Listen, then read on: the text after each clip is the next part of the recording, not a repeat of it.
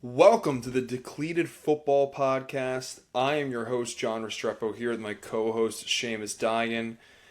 Seamus, it feels like a lot of NFL football has come and gone since the last time we have spoke. Maybe just because of how spread out it's been, but I hope you had a great Thanksgiving weekend. Obviously, the Packers gave you a lot to be thankful for on Thanksgiving Day. I'm sure you have plenty of happy memories for this holiday. I do. Thanks, and same to you. Obviously, hope everybody out there had a happy Thanksgiving as well. But you are 100% correct, my friend. The Packers kindly allowed me to enjoy my Thanksgiving day because, as we all know, I mean, 1 o'clock kickoff on a holiday is a tough scene. You know, that really could dictate the mood for the remainder of the holiday, which 100%. may or may not be ideal. But it set me off on a fantastic mood, and honestly, I could do no wrong the rest of the day. Everything else was just icing on the cake.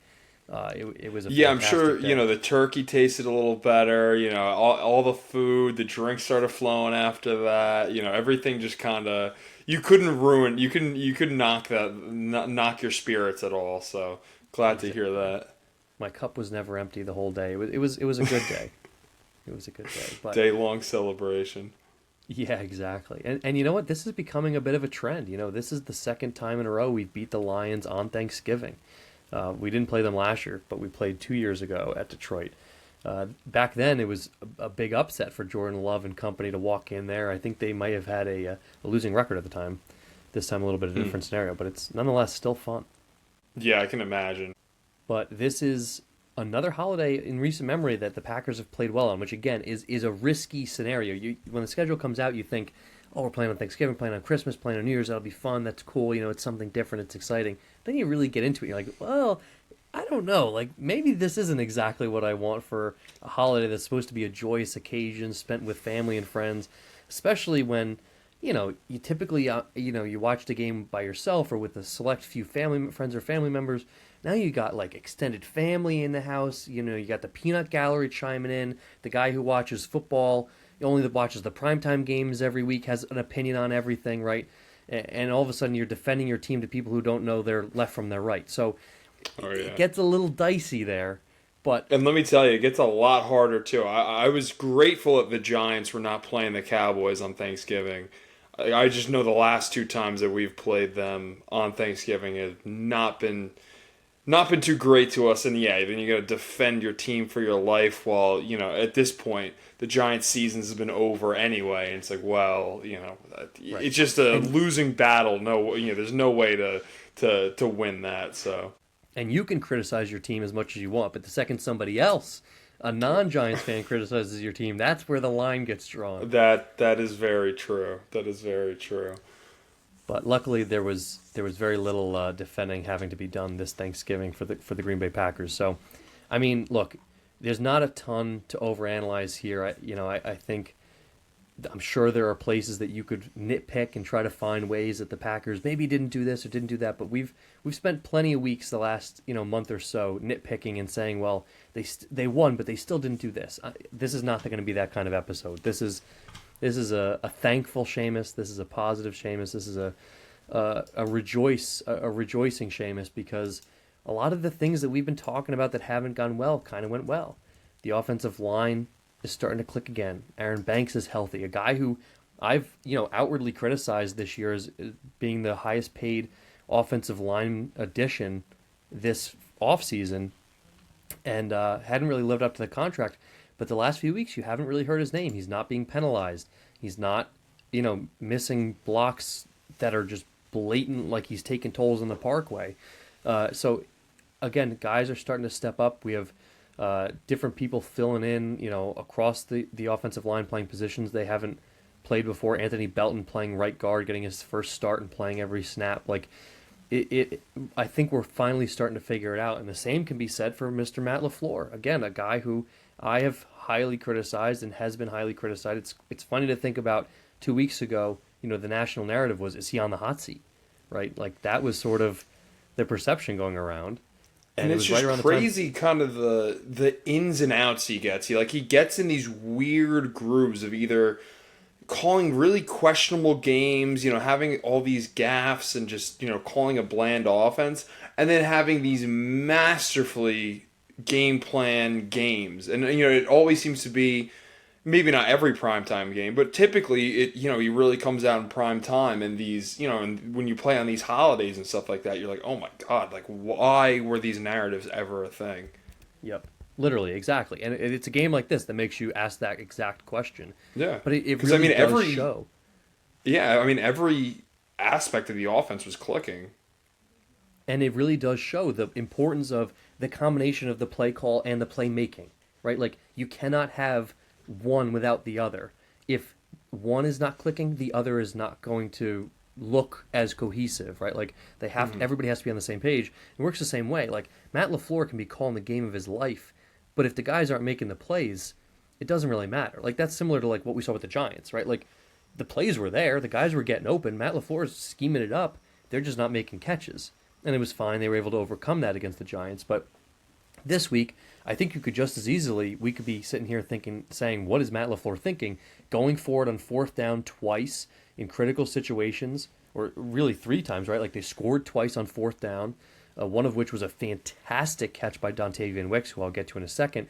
But if they don't score on those plays, right, and then especially at the end of the game, if they don't convert on that fourth down and Detroit goes down the field and scores, we might be having a different conversation right now. So it's the combination, right, of like LaFleur making the correct decisions, being aggressive where it counts, putting the ball and the trust in the hands of his players when it counts, and then the players ultimately going out and making the plays, right? So we did see kind of that perfect meld of really what this offense can be. Again, an offense that didn't play the perfect game. They only scored 3 points in the first quarter and 0 in the fourth, right? So there was definitely room for this team to improve. But when you score 14 in the second and 14 in the third, you're going to put yourself in a pretty good place to succeed. So it was nice to see kind of everybody get back on track in a true like get right game. And an added plus, it was on national television, so everybody could kind of see, all right, you know what, this team who lost to Cleveland, tied the Cowboys, lost to Carolina, they could be okay. They haven't totally lost it. And while we're on that note, quick aside, are we going to, absolutely ravage the Rams this week in the national media for losing to Carolina? Because that's what we did when the Packers lost. The world was ending. Matt LaFleur his seat was heating up. Jordan Love's the worst quarterback in the world because we lost to Carolina, who, by the way, is on the fringe of being a playoff team and is tied for the division lead. So are we going to rip Matt Stafford to shreds because he was the MVP candidate and everybody was talking about how he's only the 5th quarterback in NFL history to have this many touchdowns and this few interceptions through week 12 in an NFL season, and he threw 2 interceptions on back-to-back drives last week, including 1 pick six in a game that they lost by 1 score? Are we going to talk about that? I don't know. Are we?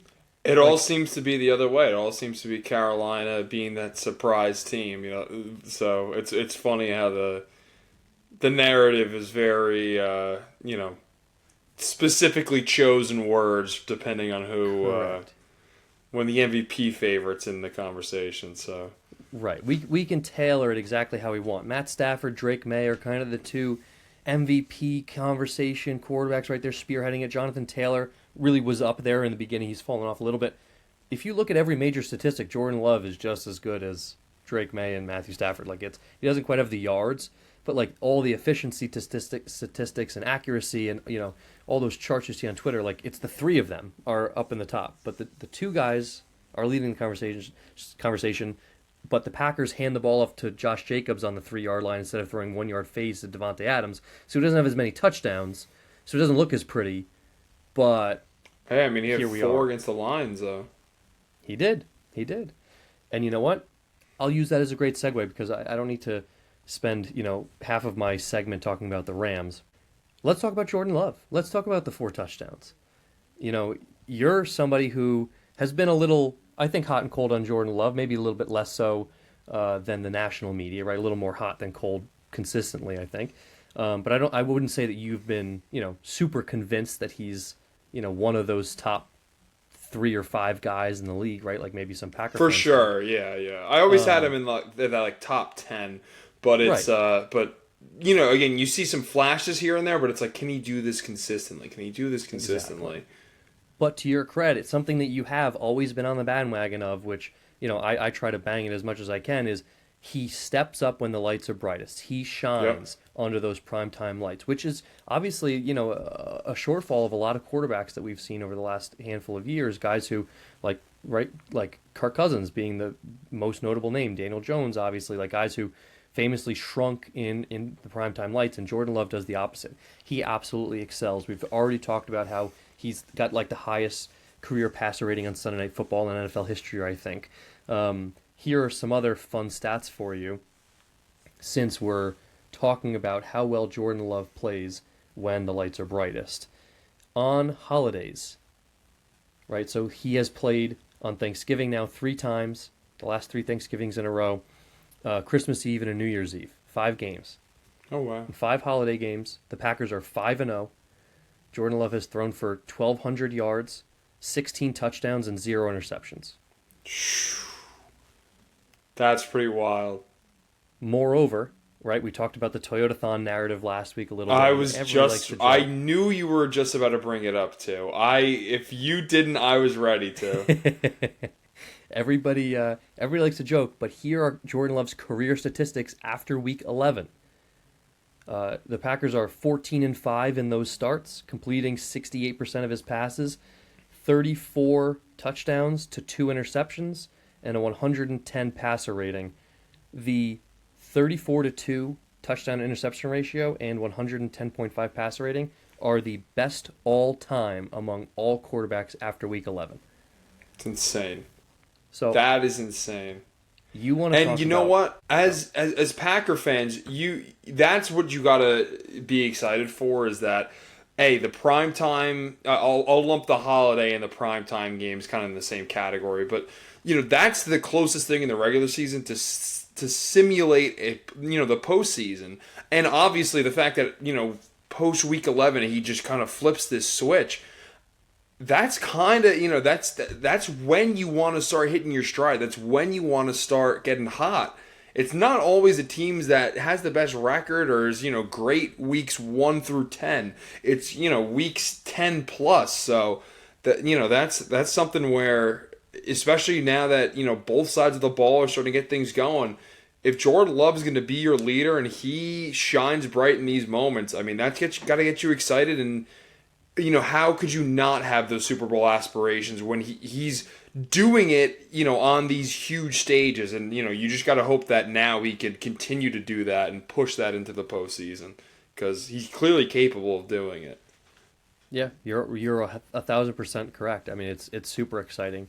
And it's the most kind of rewarding as a Packer fan, right? Like when it happens in those big moments because now, okay, everybody else is seeing it too.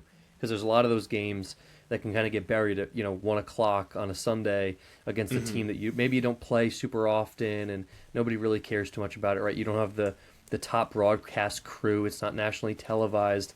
Those can kind of fade into the darkness, so to speak. But a lot of these games that are prime time is when Jordan Love is showing who he really is, which is just all the more exciting for me. So I'm very excited about that and what's to come the rest of the season. But not just with Jordan Love, with a guy who I mentioned a couple minutes ago, Dontavian Wicks, who has, had some drop problems, right? Especially last year, he and the rest of the wide receiver room had major drop issues, but he was kind of leading the pack in that regard. And he has been anything but the opposite this year. He's had 1 or 2 here and there, but for the most part, he's been reliable. And you want to talk about 2 of the biggest catches of the season that happened in this game. That touchdown on 4th down, getting his right foot down and then the left while Brian Branch is in his face. And then maybe even a more important catch is the 4th down to seal it at the end while Brian Branch is quite literally draped all over him. So he's a guy that if he can continue to step up and come into his own, again, I'm getting excited. We're back to that point now where the Jaden Reed conversation is starting to heat up again. Okay, is he kind of come back this week? It sounds like there's a chance. The window is closing, and so if he comes back and you've got this emergence of Wicks, and that you've got Romeo Doubs kind of hanging out there. He was a little quiet this week, but he's there. And then Christian Watson, who again we've been saying this slowly but surely, he and Love are getting back on the same page, and you saw it this week with that touchdown pass because it was the first time and I can, as long as I can remember, that Watson didn't have to slow down for a deep ball from Jordan Love. Usually, luckily, what happens is Watson is such a big gap between him and the defender that even though he has to slow down, even if it's a contested catch, he's still got a chance to catch it. But the fact that Love hit him in stride was the most impressive thing. Love wasn't throwing off his back foot. He fully put all of his effort into it. It was a fantastic mechanical throw. Put it right where Watson could get it. That's the stuff that gets me excited, where if we can just continue that momentum to be on the same page, the two of them, and Wicks, and Reed coming back, these are the kinds of things that you're like, oh, how could you not be excited, And I would be remiss if I did not mention the guy who is becoming the leader of our defense in Micah Parsons, right? He's a guy who you traded a lot for, you are paying a lot for, who is being compensated to be that leader, and was, good in spurts, started the season really strong with a lot of the hype that was going on, maybe kind of faded a little bit. Teams started to figure out how to take care of him a little bit, and this week was just an absolute menace. Again, similar to Jordan Love, similar to Dontavian Wicks, similar to these guys who are making plays, not just making plays, but making plays when it counts, in big moments, on 3rd and 4th down, in the 4th quarter. That's when Micah Parsons is stepping up, and that's the kind of plays you need from your leaders, right? It's one thing to have 3 sacks in the first quarter that ultimately don't end up impacting the game. But when you have 2.5 sacks, and they all come in the second half of the game on 3rd and 4th down, that's the impact that's going to last on this team. That's what you traded for him for. That's for those big moments. Exactly. And he's on pace for a career high in sacks. So, quietly, right, I feel like somewhat, obviously the hype of the trade was loud, and there's been a lot of talk, and every time, a new broadcast team comes into town, it's Micah Parsons this, Micah Parsons that. But then throughout the game, sometimes you're like, I didn't even hear his name. Like, it's because he's getting double teamed and triple teamed, so believe me, he's trying. But he hasn't had the tangible statistical impact in some games. But the last 2 games, he's had at least 2 sacks. He's up in the top 5 in the NFL, across the league in terms of sacks. He's on a career high pace. This is the time of year where I feel like he's really starting to click it on. And to your point, that's exactly what you want from this kind of player. And Jeff Hafley I don't think he's even joking, honestly. I think he's kind of serious, that when Micah Parsons steps foot on the field in the 4th quarter, on a 3rd or 4th down, that at Lambeau they should play Enter Sandman, like it's Mariano Rivera coming in, because the closer. Yeah. That's literally what he calls him. But that's and you know so what? funny. At first I was a little like, I don't know about that. But after watching this Lions game, he had just as much a hand in sealing that football game as Dontavian Wicks and Jordan Love did. Yep. So that's just awesome. And another guy too, who I think in terms of widespread credit is going a little bit under the radar, is Evan Williams, a guy who was hurt much of last year and coming into really his second full season as a Packer, is just everywhere. You cannot look around the ball carrier and not see number 33. He is just everywhere. I mean, last week I was scrolling Twitter and I saw a 90-second clip of just him hitting run fits, at the line of scrimmage from his safety position, meeting ball carriers or blockers at the line of scrimmage and making tackles. A minute and a half through 10 weeks. He is just constantly, he has such a nose for the football. He flies around the football field. He's been getting a couple picks coverage too. He picked off the Giants, and then last week too he had another pick. Yep. So he is quietly, honestly, a Pro Bowl, All-Pro caliber safety right now. The way that he is playing football, he has been incredibly, just a incredibly do-it-all impressive. kind of guy. 1,000%. A guy out of your University of Oregon, and a guy who, Brian Gutekunst found on day 3. It's another one of those diamonds in the rough, and he has become a very high-impact player for this Packers defense. Obviously, the loss of Devontae Wyatt going forward with a broken ankle is tough. We saw the repercussions of when he got injured during the Cowboys game, how our defense suffered. So hopefully we can have some of these younger guys step up and really fill that role. Nazir Stackhouse and Warren Brinston, these are some late round picks and undrafted free agents who are going to have an opportunity to step up and have played well in spurts, but we're going to really need them to help with that, defensive interior going forward. But I'll try to keep it short and sweet as possible. I know it's not that short, but It feels pretty short comparatively speaking to some other segments, but I think that's pretty much it. We'll keep it positive, put a wrap on this, Thanksgiving Day game from the Packers, and fast forward 4 days to the other bookend, right? Like we had the first game of the week this week and the last game of the week this week. Yeah. A big gap between our games, but we'll fast forward a little bit to the Giants game from Monday night. Yeah, I mean, it was, it looked a lot like the Giants of the past 5 years. I mean, we saw the Giants on Monday Night Football, they really did look like a team that knew that their season was over.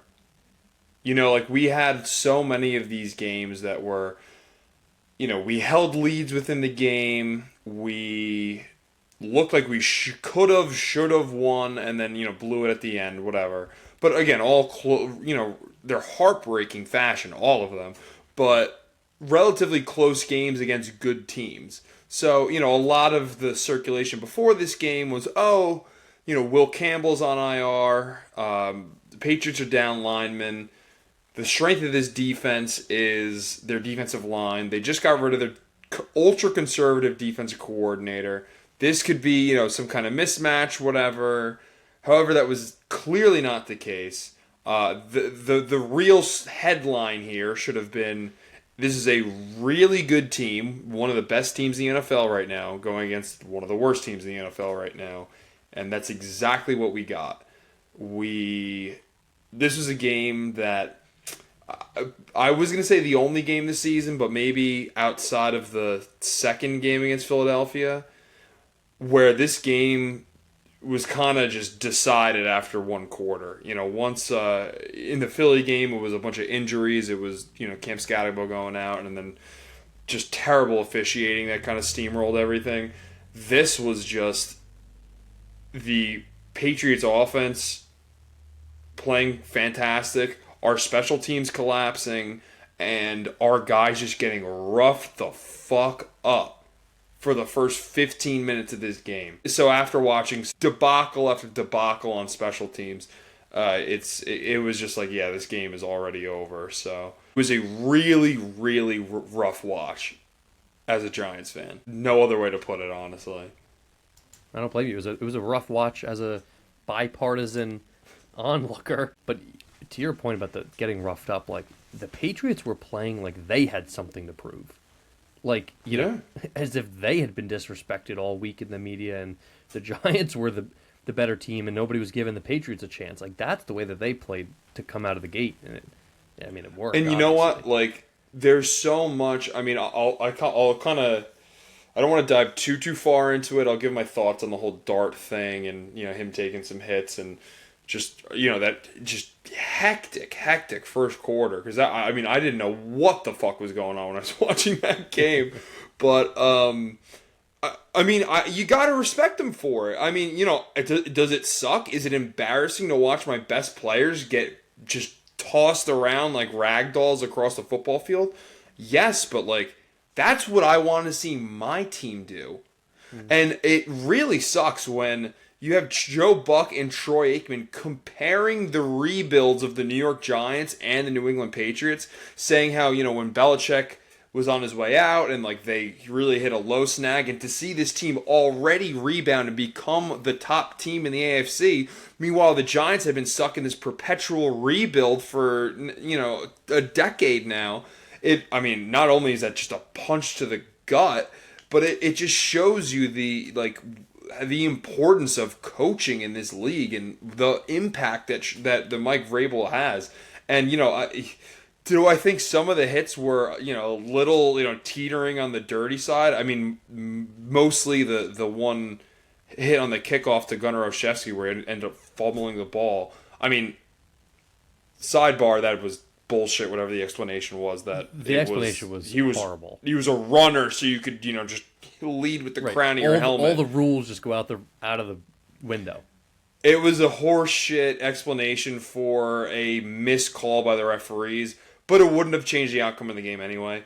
It just added insult to injury, unfortunately. But again, even though a lot of the hits were teetering on it, I'm dying for my defense, for my special teams to come into a football game with their hats lit on fire, wanting to punish the other team. That is what the NFL is. And, props to Dart for saying that, oh, this is the league, not complaining about legal hits that are made on him. But, it's just they were the more physical team. They had a chip on their shoulder, and they showed it. And they, I can't get upset at that. I can't cry that, my quarterback's getting hit. Because I hate when, I see the Mahomes doing it and whatever, and Josh Allen crying if he gets a shoulder laid on him. I mean, for perfectly legal hits, I'm not going to get angry. It was really just that one Gunnar Olszewski hit that really, really got under my skin. But anyway, to calm down a second and, and get back to my list of topics here, I guess the most natural thing now would be the Jackson Dart situation. I think it's a little bit blown out of proportion. I think that obviously I want him to not take these giant hits and not get killed, and to also understand that you're 2-10 at this point. You're out of the playoffs. What's 1 yard going to do on a 2nd and 10? Just live to see another down and live to see the blue tent. I think a lot of this has to do with him being a young player in the NFL and being a guy who he knows is the leader of the team, and that's the way that he feels he needs to prove it to his teammates and to his coaching staff, is I will do whatever it takes. Maybe not everyone else on this team is going to put their body on the line like this. I am going to, though. And, yes, I appreciate that. And he will learn. I mean, he's either going to learn by multiple visits to that blue tent or, just getting his clock clean one too many times. But he, or hopefully by coaching, and they coach it up the right way, that he could keep his aggressive play style and, kind of keep that chip on his shoulder, which, again, I love to see from him, but do it in a smarter, more calculated way. I saw a lot of comparisons to, Josh Allen early in his career and stuff like that. So, and again, not that I'm one-to-one comparing him to Josh Allen, but I feel like that's what you want to see, is that progression of, and even Drake May for that matter too. I saw a lot of, rookie year Drake May to year 2. But again, a lot of that is going to have to come from coaching too. Yeah, and even Josh Allen still is taking some hits where you're like, well, I think he still has room to grow, to learn to maybe don't take those. And you saw what happened to Ben Roethlisberger late in his career with just he's like that SpongeBob meme where he's in a full body cast and can't, every part of Ben Roethlisberger's body was ailing him at the end of his career. The guy could barely move in the pocket. So you don't want that to happen to Josh Allen. You don't want it to happen to guys like Jackson Dart. So hopefully they do learn. But you're right, Josh made a big step in terms of protecting himself. Hopefully Jackson, maybe that comes in year 2, right, with a little bit less to prove. You're a guy, you're not going to lose the spot.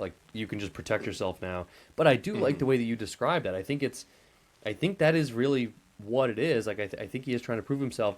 And the narrative a little bit is annoying too, because at some point Troy said it a lot in the beginning of the broadcast. He's got to protect himself, whatever. And especially after that one big hit. But he's playing football after all. I know. He's going to be hit. So if he's on the football field, some of that is out of his control. Again, the one on the sideline, could he just step out instead of trying to get an extra yard? Yes, I get it. But that was early in the game. He was close to the first down marker. So I kind of get it. I don't know what they want. You know what I mean? You're just not going to win this. It's just the hot topic. No, I know. And everybody's talking about it. And he's going to have to learn. But it's also not quite as bad as I think everybody's making it out. I feel like it's just so overblown where it's oh my God, the Giants are going to ruin his career like they've ruined so many other young athletes and all this stuff. They're not running the read option. No, I know. And, so what if they want to run a few read options during the game? I honestly thought they went away from the design quarterback runs with Dart that they had success with. Again, he needs to finish those runs in a smart fashion that he doesn't get himself killed.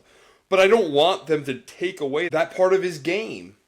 So it's kind of a tug of war on both sides. And because, it's just but, I want him to keep that aggression, whatever. I also don't want him to be babied, because he's going to be even more of a target from other teams. You don't think that the Patriots were like, oh, well, like, they're going to do if he doesn't protect himself, take your shots at him, because we know that he's going to want to do this thing, do whatever. So I feel like just this whole narrative is being so overblown, and it's just going to either blow up in our face or it's going to limit his production. So again, like you said, there's really not an easy way to go about navigating this, I guess. But regardless, this New York media is just going to find something to grab onto and to make it more dramatic than it needs to be, which you gotta love. But the other big takeaway I have from this game, outside of all the Dart situation and all that stuff, is that Mike Kafka will not be our head coach next year. I think this game just etched that in stone. Going into this game, we saw that interim head coach, aggressive, let's be the opposite of Brian Daboll, and not just like lay down and die, like we have nothing to play for anyway, let's just throw caution in the wind, let's just be aggressive and try to make a play here. We saw that against the Packers, we saw it against the Lions, and we saw the absolute opposite against the Patriots. There's a 4th down and 1 in the first half of this game where we ended up punting the ball back to the Patriots anyway. They drive down the field, score a field goal. Again, it's 4th and a couple feet here. What are we doing? Like, we're already down 17 points. It would be nice to maybe, try to get something else going, especially because that drive, the offense actually started moving the ball a little bit more. We play conservative, we punt. And then late in the game, after the Giants make it a 2-score game after the 2-point conversion, they get a stop, get the ball back. Again, they start driving, and I think it was 4th and 3. I know it was 4th and fairly manageable. Yeah, exactly. And again, they elect to punt. And again, why are we relying on our defense that has no defensive coordinator? Or sorry, we have an interim defensive coordinator, but we have a guy a little bit over his skis and a secondary that's awful, and a defense has been ran over the entire game anyway. Why are we going to put our trust in them? Why not keep this momentum going? Why not be aggressive and do what the mantra seemed to be as the interim head coach? So just kind of going back and forth on himself and just playing why are we playing conservative for? That just kind of lost me there. So, I'm just like I'm kind of out on Kafka. It was fun. There's only so much a guy could do with what's left of this team. So I'm not mad at him. I'm not upset about it. I just cannot see a world where he will be brought back as our full-time head coach next year. So that was my biggest takeaway from that. And that 4th and short was tough at the end. I had the same thought, and I think Troy said it on the broadcast. He was like, I'm glad I'm not the one making that decision. But even the first quarter play calling, like the initial script felt very conservative. Like it felt very, I get to an extent you want to get Jackson Dart back in the rhythm a little bit. You hand the ball off a little bit, maybe try to get the run game going. I get that to an extent. But it felt very just safe. And I felt like you want to come out of this game and try to throw a punch, and maybe catch him off guard and kind of let Dart hit the ground running a little bit. I'm not saying, you got to throw, again, I'm not saying this is a Hail Mary time in the first quarter, but still give him some easy completions. But to your point, there were no design runs, and it felt like it was just straight handoff, very predictable play call. Yeah, that's what was killing me too. I'm glad you said that, because it was just bland. It was we talk about LaFleur having these waves. I mean, how about freaking Mike Kafka and the offensive play calling for the Giants, where we've seen some really creative stuff, and then just drive after drive of handoff, pass, handoff, pass. And we saw a lot of that too, and no play action is what kills me. No marrying of the run in the pass game, which I just don't understand. And yeah, to your point, I mean, Dart did not dislocate his right shoulder or tear his ACL and is coming back. I mean, not to downplay a concussion, but it's not hindering his physical abilities now that he's cleared the concussion protocol. Why are these training wheels going on him in the beginning of the game? Again, let's go out swinging. Let's punch him. To be fair, I mean, there was one deep throw to Theo Johnson that, went through his hands in the end zone. So, I guess they kind of tried, but it just really felt like overall there was not a lot of creativity. It was just, they take a shot here, they run here, they pass here, and it just seemed very, very vanilla. Yeah, I'm with you. And look, that was the turning point in the game, right? Like if they score there, I think it was a one-score game at that point if they had scored, versus, obviously they don't get that, and then that botched field goal happens, and then it's like a 14-point swing. Which is tough. But like, it felt like that play was kind of make or break. Like there were no other built-in chunk plays prior to that. Yeah, for sure. Except when they run a two-man route on like the third play of the game. That shit just kills me. Like, what the fuck are we doing? Mm-hmm. Like, that shit just, like, against a great defense. That's another thing, too. Let's not understate it. The Patriots' defense is very good. They got players all over the place. And they also mentioned that on the broadcast, that they have guys on all levels of this defense that could make plays and have kind of been, picked up and, like, cast out guys from all these other places that are coming and, again, have a chip on their shoulders and have something to prove. And they're playing like it, man. They got some real dudes on that defense. So why we'd ever think to do something like that, again, so early in the game, just blows my mind. I don't want to harp on it too much. I don't want to get too far down the rabbit hole. I do have one other thing I want to say in relation to coaching, not necessarily like game plan stuff. I had mentioned, the big headlines coming out of this game was the Jackson Dart thing, and then we had, the first couple of drives of this game, our number 3 overall draft pick, Abdul Carter, sitting on the bench. It was said to be a coach's decision. We find out later that it's a disciplinary thing for being late, whatever. And, this, again, this team is just making the headlines for all the wrong reasons. But, like, how can you blame it? You know what I mean? Like, this season since Brian Daboll left has been a circus. I mean, we have fired our coach. We have fired our defensive coordinator at different times, might I add.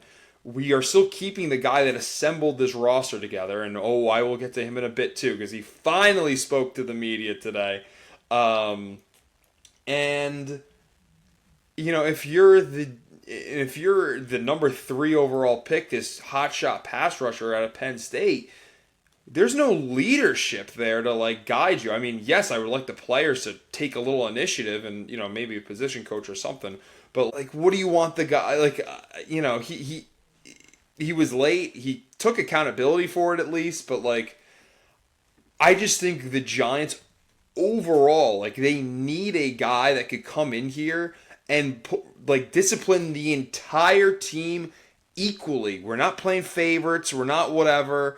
Oh, well, I drafted this guy, so, I have to coddle him and whatever. Like, no, we need a guy that is just again, I hate to just use these generic terms, but, like, we are just starved of this. A guy who is a leader of men and could, like, discipline their players, but also be respected while they do it. We're not going to get a Mike Vrabel in this coach carousel this year, which is a shame because he clearly is exactly who I'm looking for. We just need someone who is like that, who can instill discipline and fundamentals and stuff that the Giants had in the first year of Daboll, but just for whatever reason, he let go of all those principles and decided to go full-fledged player coach mode and embrace his guys and, I love you guys, let's take it easy in practice, and fuck that shit, I'm done. These are grown men, man. We got, this is why we're not winning games. This is why we fall apart in the fourth quarter. This is why we're not prepared. And teams see through that shit. So we need a guy that can do that because, I mean, between him, I could see Malik Neighbors going off the rails without, a firm structure in place. Like, we got to get our arms around this thing.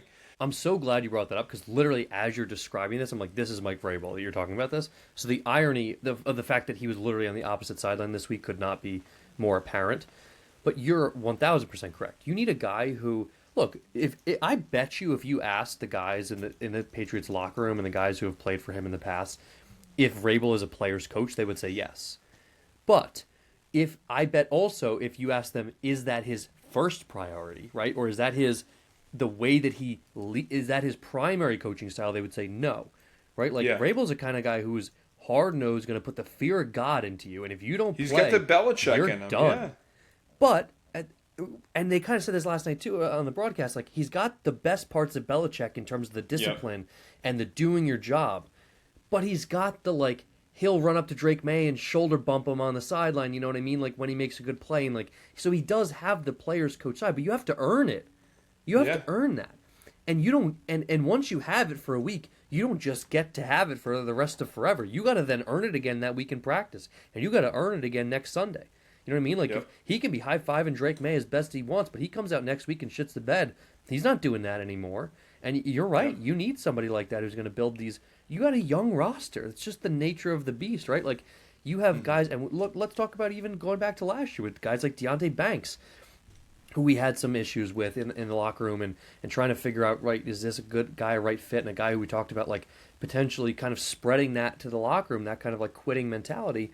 And you've got guys pulling this stuff this year is definitely a concern. The one thing I will say is interesting, and obviously this is all conjecture and we don't have to harp on this too long, but allegedly, the first time that Abdul Carter was sat against the Packers, I saw something that said apparently that's something that had gone on a lot this year under Brian Daboll, and he just kind of swept it under the rug. And Kafka was the first one to say, that's not going to fly anymore. And to be fair, I 1,000% agree Kafka should not be back. When you clear house, you got to clear house. But give him credit for coming in and saying, look, I'm going to do things my way, or we're not going to do them at all. I'm not just going to come in here and be some patsy and be the interim head coach. This is my job now, and I'm going to take it seriously, and I'm going to do things my way. I give him a hell of a lot of credit for that. And to your point, they need that. Abdul Carter needs it. He needs to become a man. Brian Burns even said it. Look, it's an honest mistake. It happens. Shit happens. I get it. He's a person, right? It happens. But he's got to learn from it, and this cannot be a pattern. And the only way that somebody learns from it is by being told and being shown, you will not be able to do this, or there will be repercussions. So, hats off to Kafka for actually disciplining him. Yeah, and I'm glad you said that too.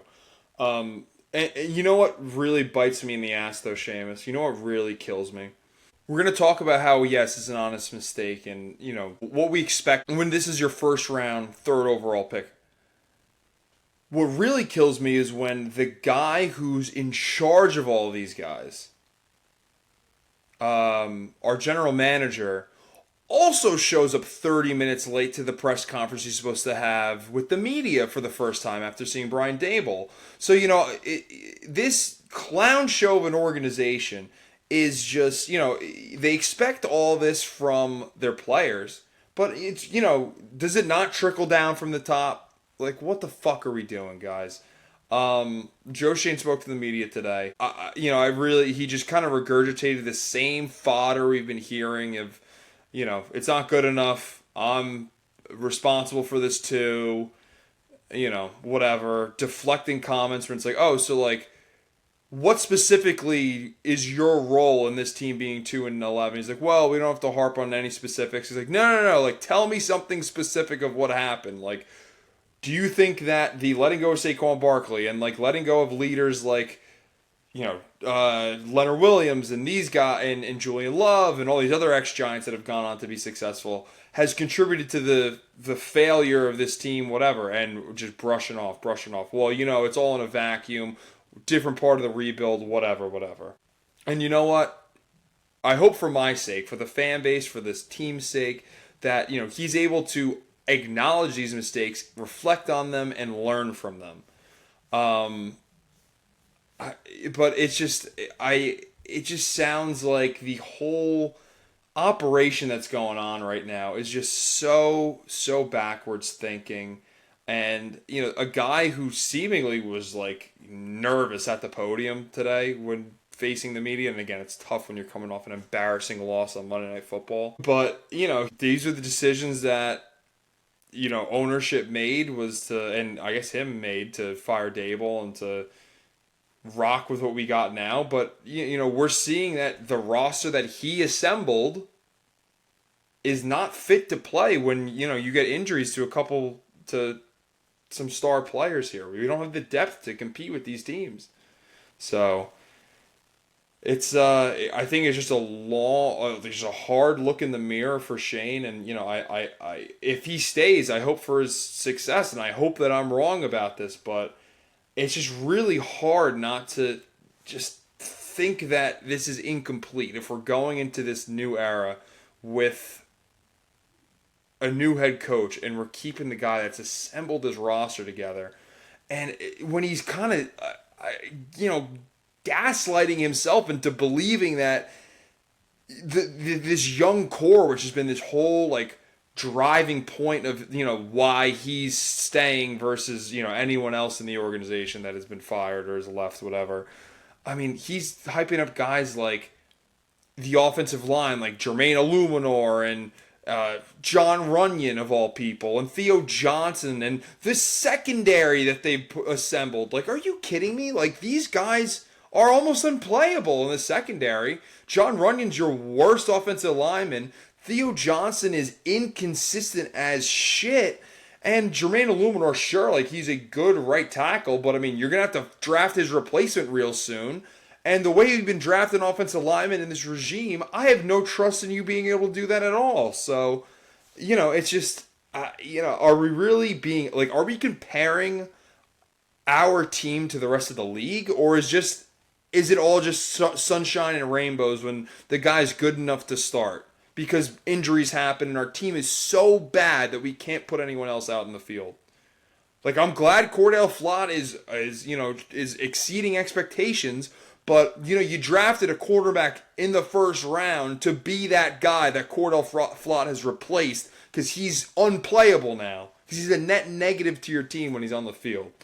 So, again, it's just a lot of manipulating the narrative to help him and stuff like that, which, it's just a tough listen. And, I don't even know. It sounded like, based on what he said, his job might not necessarily be safe.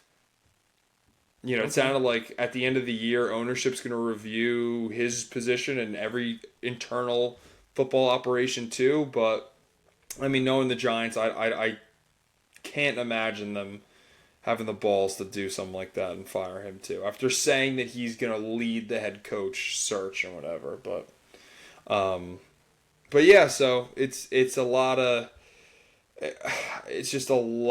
dysfunction and a lot of topsy-turvy organization within this team, and I really just don't like it. I hate the uneasiness of this situation and the fact that filling the role of head coach is just seems to be the make or break for this franchise again for the next however many years.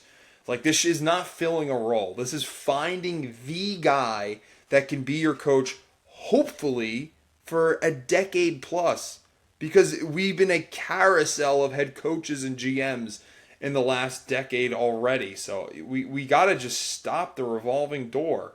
And they got to look inside to the front office too, and just be real. I mean, I've gone down this rabbit hole too many times. I don't want to do it again, but you know what I'm trying to get at here. It's just, we got to take an internal look here and really be brutally honest with ourselves as we evaluate this team and the operations of this team. Anyway, that ends this rant. The Giants going into the bye week. Luckily, I won't have much to talk about next week, so I'll get it all out now while I'm hot and bothered by it. But I will say one thing, just kind of going back to the Vrabel thing. I kind of thought of it after the fact while I was on my tirade. PSA to Joe Schoen too. I don't want just because I think Vrabel is literally the guy that we need to head coach the New York Football Giants right now. Like, that is the prototype guy that we need. I don't want to put the Giants coaching search in a box. Like, that doesn't mean that we need to have a defensive guy. That doesn't mean we need to have an ex-player or a guy who's, has experience, 20 plus years of experience in the league.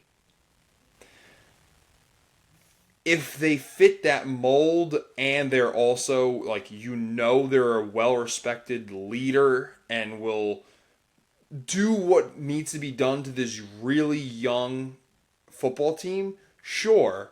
But I don't want to limit ourselves in our coaching search. Like a guy like Ben Johnson, you don't think is that instill, discipline and, be a player's coach, but also, getting the fundamentals right with his football team and playing hard. But that's what his team's doing right now. Yes, he's a great offensive mind as well, but he's clearly well respected in that locker room and is getting the most out of his players there compared to what we had seen with Chicago just a year ago. So he's a guy too. It's maybe there is a younger offensive guy or a younger defensive guy that might not have those years and years of pedigree, but you interview him and you're like, wow, this guy is a leader. He will be respected, at least you hope. That's something we can't limit ourselves from either. So, yeah, I'm with you. I will just say that everything goes away if you get it right, right? Like, that's ultimately all that matters is the guy's successful. But to your point, I also don't hate the idea of going outside the norm or the hot topics, like the hot coaches list. Right, like Ben Johnson obviously was the hottest candidate on the market, but every year there's 2, 3, 4, 5 guys that are kind of the obvious choices, quote unquote, right, for the next head coaching vacancy. When the Packers hired Matt LaFleur, I'd never heard of him. I was actually pissed off that they even interviewed him because I was like, this is a guy who was the offensive coordinator on a Tennessee Titans team where he didn't call plays and an offense that sucked. So in what world is this going to be your next head coach? And in what world is that guy going to be successful? But in reality, it was exactly what we needed, right? It was a younger coach who's going to relate to what was going to be a younger roster, right? Who was going to bring creativity to this offense, a change of pace, which was desperately needed. And like I said, a guy who's going to be relatable. So if you can find a guy like Mike McDonald, in Seattle. I was just had his name in my head. Yep, I was going to say that. Right, another guy, obviously defensive side of the football, but a Ravens team and Harbaugh is more of a special teams guy, right? But you think of him a little bit as a holistic, maybe even leaning defensive head coach in Baltimore. He was a little bit of a quieter coordinator, right? He wasn't necessarily at the top of everybody's list. He was not the next best thing. He ended up being, I think, on a lot of people's list because he ended up getting interviews, but he wasn't the clear-cut next best head coach, but has clearly worked out in Seattle. So I think that's the kind of thing where they really need to do a full deep dive of the coaching staffs across the league, maybe even college, right? Maybe there's a guy in the college ranks who fits that mold, who may or may not have NFL experience, but is a guy. Again, I'm not saying that you need to do this, but a guy like Marcus Freeman, who doesn't I want Marcus Freeman. I want to take him from Notre Dame. And I certainly hope he's not firmly. Right. But that is a guy who's clearly a leader of men, a guy who very much fits that Vrabel description I was talking about, where he is a coach first. And you will respect him and he'll respect you back. And he's a player's coach. He can mess around. He can high-five with the best of us when it's all, when the score is 49-20. But until that point, we're not messing around. And that's the kind of guy you need. So, again, to your point, I think there's certain characteristics that the Giants will be looking for, but we don't need to, check every single box. And I think we can step outside of the box, no pun intended. Go think a little bit outside the norm and maybe break the mold a little bit in terms of what the typical hiring process looks like for a head coach. For sure. No, I'm literally open to anything. I just don't want to put put unnecessary borders up for no reason. So I'm 100% with you there. But yeah, that's all I really have to say about the Giants. I clearly went a lot longer and a lot more winded than I was expecting to. But that's just natural, I guess. And then I got the bonus Joe Schoen interview today, so I was a little riled up when I was listening to that as well. But yeah, going into the bye week next week, so happy I don't have to watch this football team. Yeah, I'm pretty much, I hate to say it, but in the terms of watching the Giants, I am getting ready for the season to be over. I am just, oh man, I just want to know what's next. You know what I mean? Like, that's the biggest thing. Is like, I know Kafka's not the future. I know that, this season is just going to be another lost one in the pages of bad Giants football, with the exception of, a Jackson Dart rookie year, which, again, should be exciting. But, again, it's going to be all for naught. So I'm just kind of perpetually waiting for what's to come.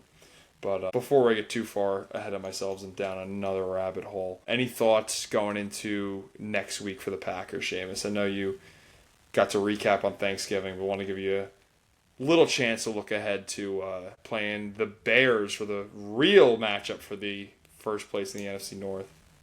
Yeah, and potentially the number one seed, depending on how everything shakes out. Our path to not only the division lead, but the NFC lead is all right out there in front of us, with the Rams lost to Carolina this week. And as much as the Bears beating the Eagles pained me to watch, and, I would have preferred that they lost the Eagles, because we also lost the Eagles, and that would have meant that we took over first place this week in the NFC North. But the Bears beating the Eagles might have actually ended up being better for our chase for that number one seed. Puts us in a well-positioned place, because we still play the Bears twice, so as long as we handle our business, they won't be part of our problem. And it's all right out there in front of us. So this starts, the stretch of games where, I don't want to say every single one's a must-win, but if you want the number one seed, you have to win out, and it's all within your control, which is nice, right? Like, I guarantee you, if we win out, I don't know what the math is, but I feel like if we win out, we'll be the number one seed. So as long as you handle your business, that's all really that matters. And if you win out, you will at least win the division, right? Which is ultimately the first step. And I again, not to get too far ahead of myself in terms of this week and the Bears, I don't feel like they're as good as their record indicates, or as good as Bears fans would lead you to believe. I mean, Caleb Williams isn't even completing 60% of his passes this year, which is just pathetic. He's riding what has been a very good run game and a very good defense this year. And look, to his credit, has made plays where it counts, and has done well in the play action game, and has been successful in taking some deep shots to DJ Moore and company. But I don't think they're as good as their record indicates, and I do think they're beatable. And similar to how I've spoken about Lions fans in the past in terms of not remembering where they came from, and talking out of their ass and calling the Packers a poverty franchise because they've been good for the last 2 years. Bears fans need a little good old-fashioned, serving of humble pie this week, and I'm more than happy to provide that to them. I think we need to come out similar to what we just said the Patriots did to the Giants. We need to punch the Bears in the mouth from the opening kickoff of this game on Sunday. It's at home. We need to defend Lambeau, and again, kind of reintroduce ourselves and say, hey, look, we sputtered there for the last couple of years. We were still getting our feet under us with Jordan Love at the helm and figuring out what this team was going to be. We're taking back the North is still goes through Green Bay, and I don't care if it's the Lions, the Vikings, the Bears, whatever. Like, we are numero uno. The other part of that too is I want to win this game just to shut Ben Johnson up, because as much as I hate cocky Bears fans and cocky Caleb Williams, I also hate cocky Ben Johnson, because in his introductory press conference, I don't know if you remember this, but he famously said, oh yeah, Kevin O'Connell, a lot of respect for him, great guy. Dan Campbell, obviously a lot of respect for him, great guy. And I'm looking forward to beating Matt LaFleur twice a year.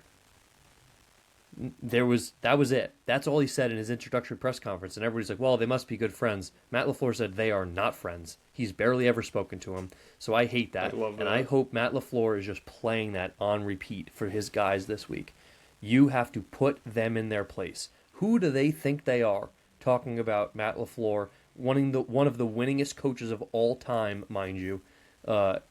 Who does he think he is talking about Matt LaFleur and this Green Bay Packers team like that. So again, I want nothing more than to put them in their place and to beat them by more than one score this week at Lambeau, and really remind them where they've come from. You know what? I was just thinking about this too while you were saying that. I'm hoping, just as an outsider from the Bears-Packers rivalry, I'm so used to the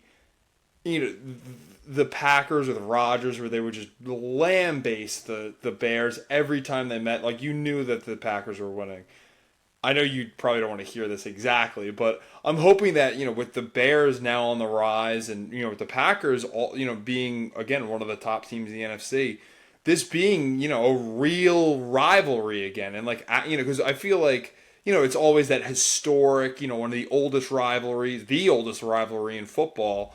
But we really haven't got the fruits of that. You know what I mean? Like I'm sure, back in the Dick Butkus era, and, that's great. Like, I want to see a little bit of that now. Like, you know what I mean? I want to see these two heavyweights colliding, you know what I mean? So I think that'll just be great to see you guys going after it. I think it's probably the most exciting game of this weekend, honestly, coming up. So I'm looking forward to it, and hopefully it's the beginning of a new era of this rivalry. Yeah, I mean, to your point, Aaron Rodgers lost to the Bears 5 times in his career. So That's wild. Played for the Packers for 18 years. Like, it's That's crazy. It was not much of a rivalry in our lifetime, and obviously Brett Favre, handed the keys to Rodgers, and Rodgers so far has handed the keys to Jordan Love. So I hope we continue that trend. To your point, I guess I can appreciate that. I definitely disagree. I hope we continue to beat the absolute piss out of them. I 100% understand that. But I do like the idea, right? There was a sense of when Rodgers was kind of getting old, where every time he spoke about them, it was about the importance of remembering that this was a rivalry, despite the success that the Packers have had, and like kind of keeping it. It's important to keep the hype a little bit around it, right? And don't get too complacent, because it's always going to be a rivalry for them, right? Like, you don't want to get to the point where they're looking up to us so much and it's so out of reach that, like, you kind of forget what this game is made of, and you lose sight of that. And I don't want the Packers to lose sight of that. So to that end, I agree. I want it to continue to be a rivalry, but I hope it's not a very close game. But again, it's going to be a real indicator for how the next few weeks are going to go, because we play Chicago this week at home, then you go to Denver, and then you go right back to Chicago the week after. So it's a big stretch of our season. Obviously, Denver's the second best team in the AFC and a strong contender. So the next 3 weeks are huge for this Packers team. And you would think, you just mentioned that the Packers and the Bears might be the game of the week. There are a lot of games this week that have playoff implications. I know we haven't really gone around the league much this year. We've been sticking to the Giants and Packers for the majority of it. But, I mean, let me just rattle off some games for you. Starting off hot Thursday night, Cowboys and Lions, 2 teams on the outside looking in right now. And that game is going to really dictate, what the rest of the season holds for both of those teams. Then you've got Colts-Jaguars fighting for first place in the AFC South. You've got Bills-Bengals, who are both fighting for playoff spots. You've got Steelers-Ravens fighting for first place in the AFC North. You've got Texans-Chiefs on Sunday Night Football. Again, the Texans, sneakily, that defense is propelling that team to, playoff contention. And then Monday night, you've got the Eagles and Chargers. I don't know if Herbert's going to play pending his, hand health after his injury this week, but, like, the Chargers and Eagles are both positioning for playoff spots, too, in their respective conferences. So this is a jam-packed weekend of good football games and meaningful football games. Yeah. A lot of implications this week. Should be a good one. And on a weekend, too, in college football, with college football championship weekend. It's going to be a good football weekend this weekend. Yeah, especially when we got we might as well. A lot of controversy surrounding the Fighting Irish being in the bracket. But, to your point, I think it's pretty warranted. I think we've clearly seen Miami fall off the cliff. And you know what? Here we go. Let's see how this final college football bracket culminates at the end of this week, once these conference championship games get wrapped up. But yeah, exciting time, man. I'm excited for it. it's kind of the perfect weekend. Do some of that interior Christmas holiday decorating. You're putting some stuff on the tree while you got the games on in the background. I think that's going to be in my future this weekend at some point. Take my time, kind of do some things while my eyes are on the game. And it's kind of like the match made in heaven for this first weekend in December. And to your point, maybe it works out well that the Giants are on bye next week. Maybe we'll slip into a little bit of college football once those final college football playoff rankings are released next Sunday afternoon. Very true. Very true. So a lot to look forward to this weekend in football, college, and the pros. We are getting to crunch time in both as we get closer and closer to the playoffs in college and the pros. It's an exciting time. But I think that pretty much does it for this episode of Decleated. Thank you all, as always, for listening. Remember to turn on new episode notifications wherever you are listening from. And be sure to follow us on Instagram, X, and TikTok at DecleatedPod, and on YouTube at Decleated Podcast.